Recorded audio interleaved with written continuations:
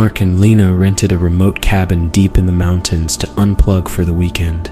The ranger who handed them the keys at the outpost warned, "Don't go outside after dark if you hear whistling, just don't." They laughed it off. The cabin was old, but cozy.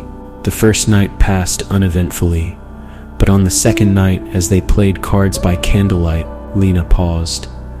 "Do you hear that?"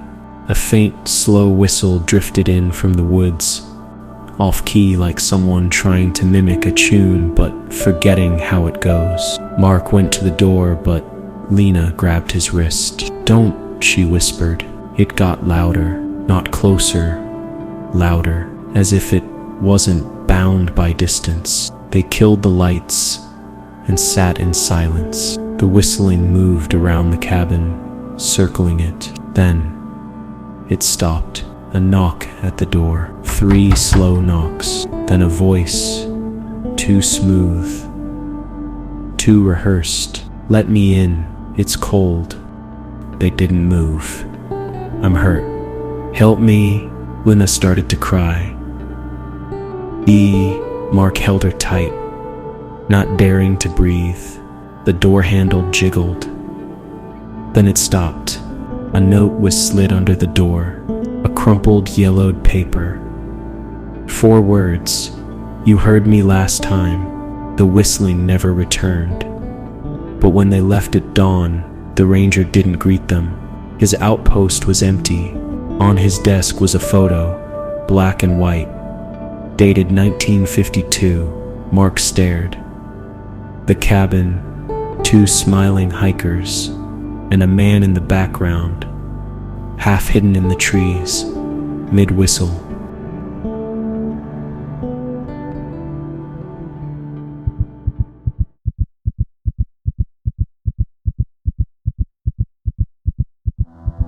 Cassie inherited the cabin from her estranged uncle, a recluse who hadn't been seen in years.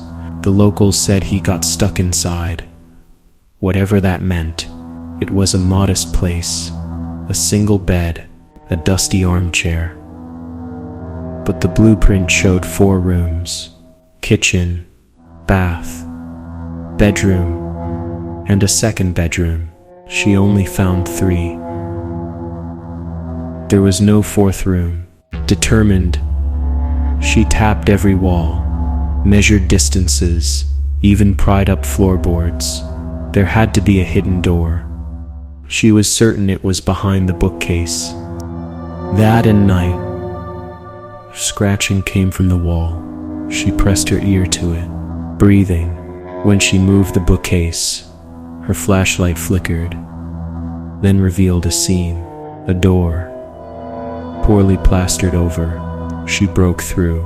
Inside was a small, windowless room, empty, but for a chair, facing a mirror and carved into the walls. Thousands of tiny etchings. "I am not me. Which one is real? He watches when I sleep." Cassie stumbled back, then saw her reflection move differently, not wrongly, just delayed. She backed away, but the mirror didn't. The reflection stayed, staring, even as she turned and ran.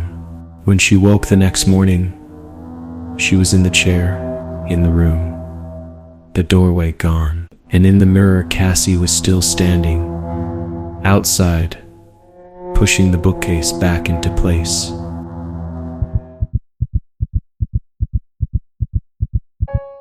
Tyler and his friends hiked deep into the forest for a bachelor weekend at a half-collapsed hunting cabin.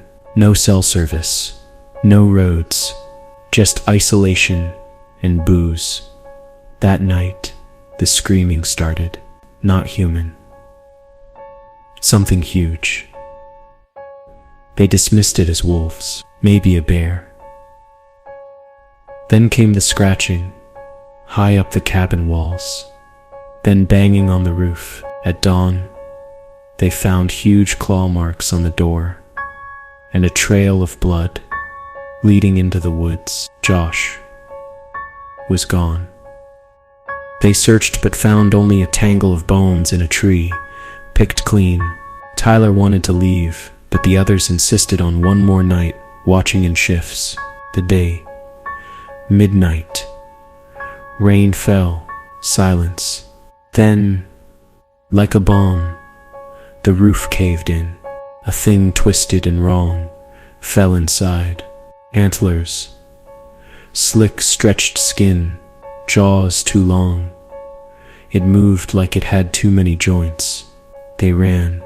Tyler made it to the tree line and looked back. The creature didn't chase. It stood over the cabin door where a crude sign was nailed.